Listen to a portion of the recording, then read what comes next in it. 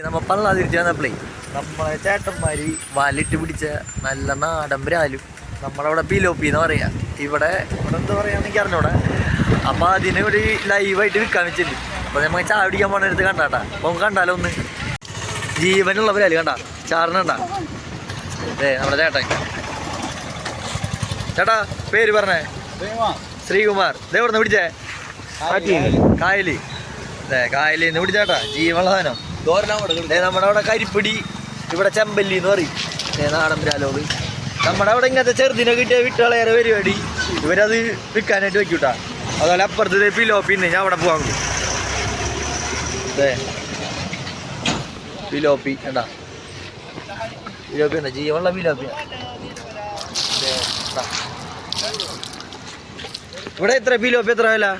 150 ഉണ്ടോ കിലോ അവിടെ വില. നമുക്ക് നാടൻ ബ്രാലിന്റെ വില ചോദിക്കാം. നാടൻ ബ്രാൽ എങ്ങനെ വില? 350 ചേട്ടാ. ആൾക്കാരൊക്കെ വാങ്ങാൻ നിർത്തുന്നുണ്ട്. അവിടെ ചാടുന്നു. ഇത് എങ്ങനെയുണ്ടാ? രസാണ്. അപ്പോൾ നല്ല നല്ല വീഡിയോസ് വരുന്നതായിരിക്കും. അപ്പോൾ അടുത്ത വീഡിയോക്ക് പിന്നെ ബൈ. പിടിച്ച് തിരിച്ചു വന്നാട്ടാ. നോക്കിയാ ജനങ്ങളെ കൂടിയണ്ട പറക്കിട്ടെടുക്ക.